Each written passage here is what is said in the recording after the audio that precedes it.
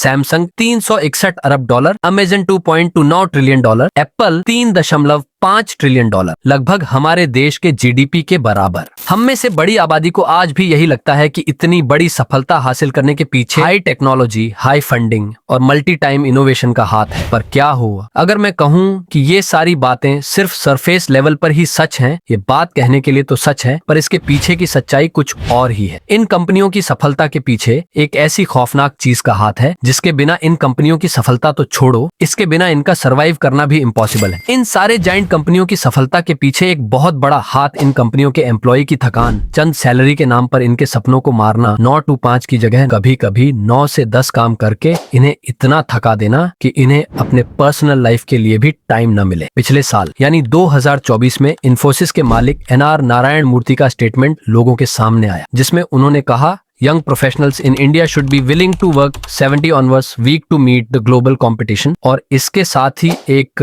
Podcast का एक clip भी बहुत वायरल हुआ। I work 20 hours a day, 7 days a week. Wow. So 140 hours. You're Sudha Murthy's dream, यार।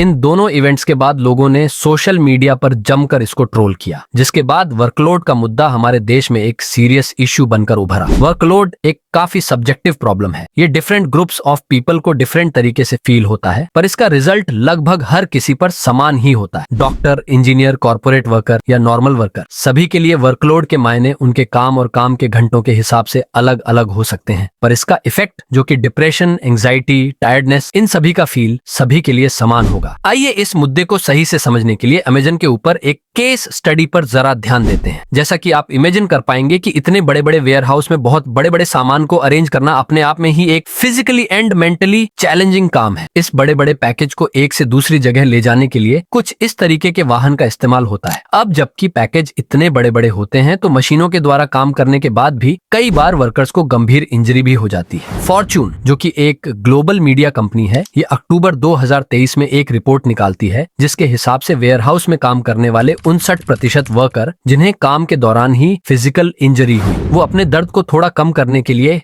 अनपेड लीव लेने के लिए मजबूर थे। अब जरा सोच कर देखिए, अमेजन के वेयर हाउस में काम के दौरान इंजरी आने पर अमेजन ने इन्हें एक दिन की भी पेड लीव नहीं दी। यूआईसी की रिपोर्ट के अनुसार अमेजन में 100 में से सिर्फ 19 वर्कर ही इंजरी के बाद कंपेंसेशन क्लेम करते हैं और इनमें से भी 17% कंप्लेन को डायरेक्ट डिनाइड कर दिया जाता है और 11% कंप्लेन को होल्ड पर रख दिया जाता है। अब जरा सोच कर देखिए, ये हाल तब है जब सिर्फ 100 में से 19 वर्कर ही इंजरी का कंप्लेन करते हैं। एप्लीकेशन प्रोसेस लंबा होने की वजह से या फिर काम से निकाले जाने के डर से 81% वर्कर कभी कंप्लेन ही नहीं कर पाते। इसके चलते अमेजन पर कई बार लीगल एक्शन और फाइन भी लगे हैं। जैसे जून 2024 में California department of industrial relations ने अमेजन के ऊपर वेयर हाउस कोटास लॉ को वायलेट करने के लिए $6 मिलियन का फाइन लगाया। ठीक इसी तरह मिनेसोटा के लेबर डिपार्टमेंट में खराब worker safety and unsafe working condition की वजह से $10,500 का फाइन लगाया। और ऐसे दुनिया भर में न जाने कितने फाइन अमेजन पर लगे हैं। अमेजन की बात से आगे बढ़ते हुए हम अपनी मेन टॉपिक पर वापस आते हैं। अब आप जरा खुद सोचकर देखिए, हार्ड वर्किंग के नाम पर 12 से 14 घंटे काम करने के बाद न उनके पास उतनी एनर्जी बचेगी, न कोई एक्साइटमेंट बचती है, तो सिर्फ थकान और आंखों में नींद। ऐसे कंडीशन में वे अपने पार्टनर को ठीक से समय भी नहीं दे पाते हैं, जिसकी वजह से रिलेशनशिप में चीटिंग और एक्स्ट्रा मैरिटल अफेयर काफी आम बनते जा रहे हैं।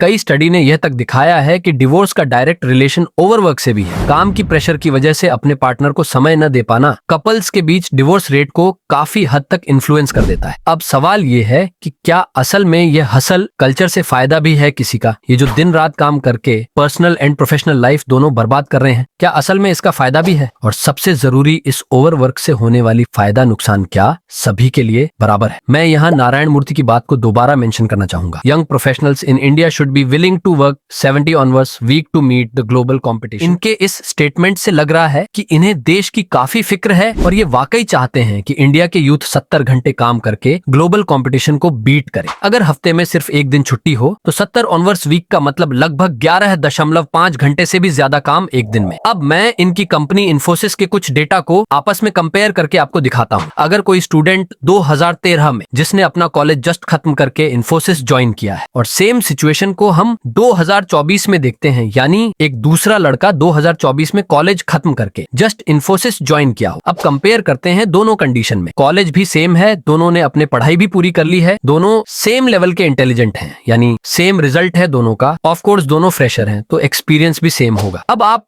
जरा सोचकर देखिए, उस लड़के का 2013 में starting salary 3 lakh per year थी, तो क्या आप बता सकते हैं 11 साल बाद यानी 2024 में इस लड़के की स्टार्टिंग सैलरी क्या होगी? 3 लाख पर ईयर। जी हाँ, सही सुना आपने। 11 साल बाद जहां इन्फ्लेशन 100% बढ़ गया, सारी चीजों के दाम लगभग डबल हो गए, पर स्टार्टिंग सैलरी इतने साल बाद भी सेम। मैंने आपसे जो भी कहा उसके रिपोर्ट का लिंक आपको वीडियो के डिस्क्रिप्शन में मिल जाएगी। और यही अगर 2013 में इन्फोसिस का पूरे मार्केट कैप की बात करें तो वह थी लगभग $32 बिलियन, और यही मार्केट कैप 2024 में लगभग 300% बढ़कर लगभग $93 बिलियन हो गई है। जिससे एक बात तो तय हो गई है, 70 घंटे काम करके देश के युवा तरक्की करें न करें, पर उनकी मेहनत से आपकी कंपनी जरूर तरक्की कर रही है। अब अगर 70 घंटे काम करने के बाद एम्प्लॉय की फ्री टाइम की बात तो काफी अजीब लग सकता है, क्योंकि फ्री टाइम तो छोड़ो, जरूरी चीज जैसे जिम जाना, अपनी सेहत का ख्याल रखना, फैमिली को टाइम देने के लिए टाइम निकालना कई बार मुश्किल हो जाता है। हालत इस कदर खराब है कि कई बार तो ऑफिस से आने के बाद भी रात को खाते या सोते समय भी कल सुबह जल्दी उठकर ऑफिस जाने की चिंता उन्हें खाती है। अब आप खुद सोचकर देखिए, इस लेवल की मेंटल टॉर्चर 30 से 40 साल तक डेली बेसिस पर किसी के साथ तो उसकी खुद की प्रोडक्टिविटी, क्रिएटिविटी, हैप्पीनेस का खत्म हो जाना काफी आम हो जाता है। बचता है तो सिर्फ काम के बोझ के तले थका हुआ आदमी। दिक्कतों को जानने के बाद भी, इतना स्ट्रेस फील करने के बाद भी लोग क्यों ज्यादा से ज्यादा काम करके अपनी जिंदगी को खतरे में डाल रहे हैं? और क्यों सरकार के द्वारा लगाए गए इतने स्ट्रिक्ट पॉलिसी के बाद भी ये कंपनियां रूल तोड़ने से रत्ती भर भी नहीं डरती? तो यहाँ पहले सवाल का जवाब है डर। जी हाँ, काम से निकाले जाने का डर, दोबारा काम न मिलने का डर। ये डर ही वो चीज है जिसकी वजह से लोग कम पैसे के बदले ज्यादा से ज्यादा काम करने को भी तैयार रहते हैं। हालात इतने खराब हैं कि आपने भी सुना होगा कि एक पियोन के जॉब के लिए PhD होल्डर अप्लाई कर रहे हैं। आए दिन हम ये सुनते हैं कि प्राइवेट कंपनी द्वारा एम्प्लॉइज की छंटनी की होड़ लगी हुई है। स्पेशली लॉकडाउन के बाद से कई लोगों को एक साथ काम से निकाले जाने का न्यूज एक कॉमन न्यूज हो गई। और अगर हम सरकारी जॉब की बात करें तो हम कई सालों से ये सुनते आ रहे हैं कि सीट ही कम है। हर साल हम यही सुनते हैं कि IAS के लिए 1000 ही सीट है, जबकि एग्जाम देने वालों की नंबर साल दर साल बढ़ती ही जा रही है। और लगभग यही हाल सारे सरकारी जॉब का भी है। अब यदि सरकार हर साल सिर्फ 50 से 100 सीट ही बढ़ाए तो 10 साल में सीट लगभग डबल हो जाए। पर नहीं, सरकार को तो लगता है 1000 IAS और कुछ पुलिस वाले मिलकर ही क्राइम को कंट्रोल कर सकते हैं। पर रियलिटी में रिजल्ट बिल्कुल उल्टा है। क्राइम रेट हर साल बढ़ता जा रहा है, और जो कि पुलिस वाले इतने कम नंबर में हैं तो ये FIR करने में अपनी मनमानी भी करते हैं। कई बार तो FIR के बदले पैसे भी लेते हैं, मजबूरी में लोगों को देने भी पड़ते हैं। हालत इतनी खराब है कि अगर कोई महिला अपने साथ हुए रेप का FIR करने पुलिस स्टेशन जाती है तो वहां पुलिस वाले FIR करने के बजाय उसके साथ दोबारा पुलिस स्टेशन में ही रेप कर देते हैं। इतना गंभीर जुर्म होने के बाद भी क्या सरकार इस 150 करोड़ आबादी वाले देश में हर साल सिर्फ 50 से 100 सीट नहीं बढ़ा सकती? ज्यादा पॉइंट से न भटकते हुए सीधे पॉइंट पर आते हैं। इतने स्ट्रिक्ट सरकारी रूल होने के बाद भी ये बड़ी कंपनियां रूल तोड़ने से रत्ती भर भी नहीं डरती। देखा जाए तो इसकी एक और बड़ी और मुख्य वजह है अनइवन डिस्ट्रीब्यूशन ऑफ लॉ। जैसा कि मैंने आपको पहले ही बताया, अमेजन को नेशनल लॉ वायलेंट करने के लिए सिर्फ $6 मिलियन का फाइन लगाया गया। ये फाइन इस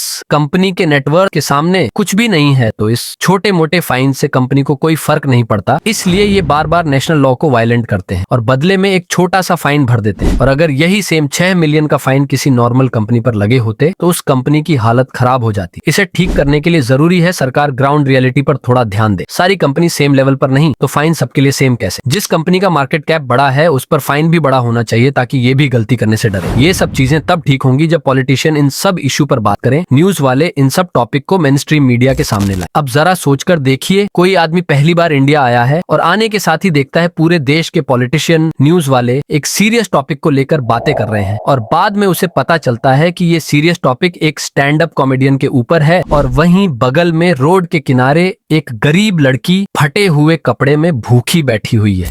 तो उस फॉरेनर को तो यही लगेगा इंडिया इज ग्रेट।